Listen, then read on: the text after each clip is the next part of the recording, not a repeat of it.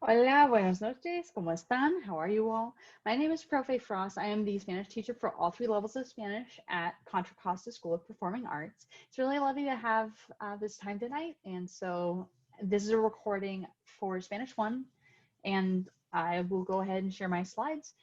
There will be a good amount of information, and it's all on Google Classroom for you already, should you want to take another look at a slower pace or at a more in-depth view.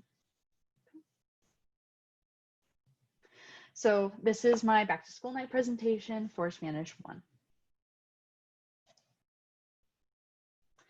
This is considered a ninth grade level course, and so this is a part of the syllabi where I share my personal bio, my email, and the Spanish 1 webpage, which is not the most current resource. So basically, my email is the most important part on this slide, alicia.frost@cocospa.org. The personal bio on the website goes into my academic credentialing as well as my experience in the arts. And so for Spanish 1 students who are not as familiar with me, don't know my background, what I like to share with them is that I started learning a language in middle school. So I did not grow up with the language. I did not fall in love with the language until my freshman year of college. So I did well, but it didn't resonate with me until I had really gotten into the language and started making connections with my own experiences. And I bring a lot of kindness and compassion to my students. I want them to know that I don't expect anything of them when they come into my class. I'm always excited to have students that have experiences or have knowledge, but I also celebrate students who are just starting their path. And so kindness and compassion is definitely a part of the backbone of my education values.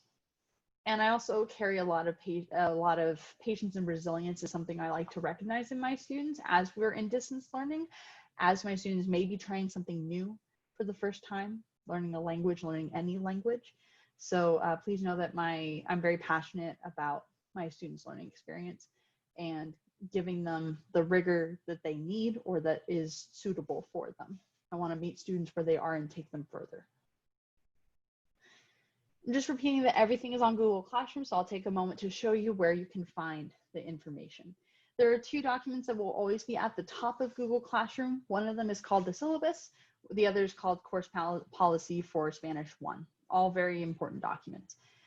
So in the top right corner, you'll see me mention which document this content is housed in. So topics being covered in Spanish 1 are usually centered to the self and the immediate friends and family. So we're building from self and friends and family up to local community, up to global community. There's an expansion towards the practical world that students will be venturing into in no time flat. The topics students will be covering in Spanish 1 are greetings, hobbies, class experience, so in the classroom, their family, and food and merriment. So very topics, each of them is their own unit.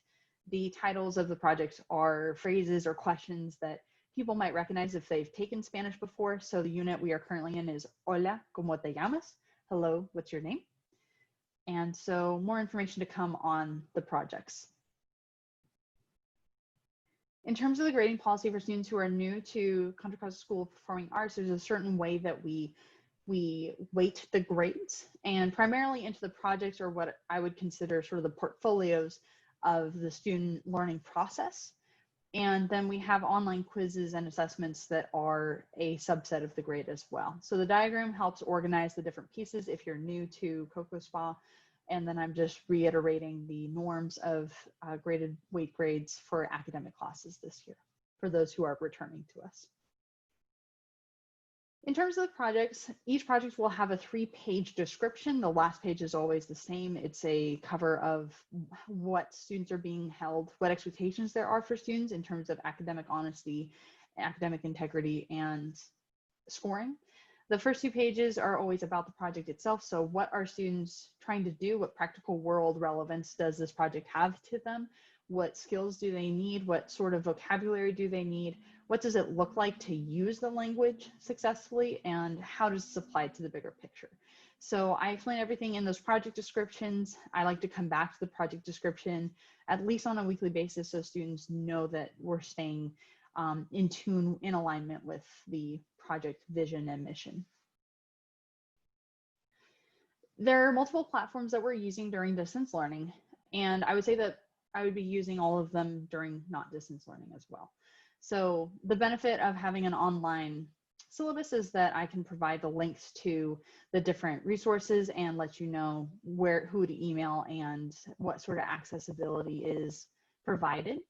So in summary, the PLP is for the academics content. So this is where students will submit their work. This is where I will give feedback on different skills that they have. This is where they'll take their online quizzes that are called focus areas or content assessments. So that's where students will do most of their work. That's where they should be submitting their work.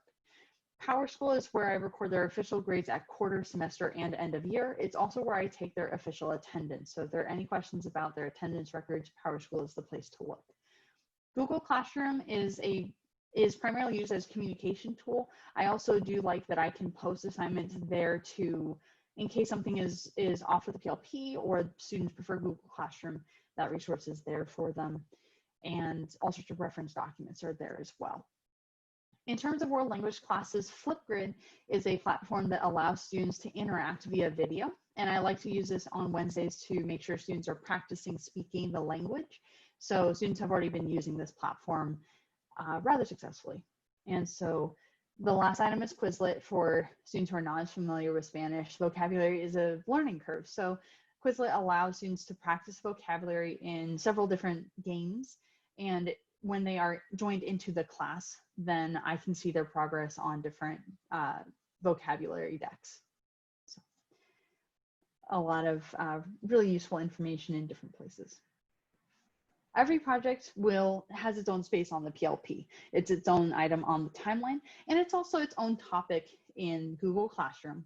At the top of the Google Classroom topic will always be the project description, the 3-page item describing the vision and mission of the project. And then the second item will always be something called agendas, recordings, and slides. This is a new item, and it's one I've been most eager to share with families during back to school night, because what it does is when you click into the document, it'll show you what we're achieving in class, any lecture slides, any warm-up Google Forms. It'll give links to the checkpoint copy that's on Google Classroom. Also let students know what focus area is being covered so that students can see the relevance to what they're covering on the PLP. So a wealth of information that's particularly useful for students who are absent for whatever reason. They have a place to go to collect all the information. This is a live document, so I will be continuing to add and update at a regular basis. And should there be something missing the student needs, if they were absent the same day and want the information quickly, they just email me and I will get it to them. I'm all about students having what they need to succeed. I also want them to know I'm always invested in them being successful. I don't want anything to get in the way of their success. So to be I'm very enthusiastic to have office hours because it's always fun to see students outside of the class setting, even if it is about Spanish class. So I have office hours twice a week in the mornings, and it's a different length than the regular class session. It's a drop-in office hours for all 3 levels of Spanish, and you can ask questions about anything for Spanish class, and that's with me. And what's really lovely is that Mr. G is returning to the Spanish classes this year as an IA. He's another educator who speaks Spanish, and he holds office hours on Wednesdays in the afternoon. I have to be in training on Wednesdays like all the teachers do, but he's there on Wednesdays to practice the language of students, to support students mastering a concept. He's all about giving students the experiences they need, just like I am. So I'm really glad to team up with him again. These events are on the student calendar already. They should see these both on their calendars. If they don't, please let me know right away, because I don't want students to miss this opportunity to get really quality support from either Mr. G or myself. A lot of information covered tonight, but please know that it is all on Google Classroom for you to look at your leisure when you have time.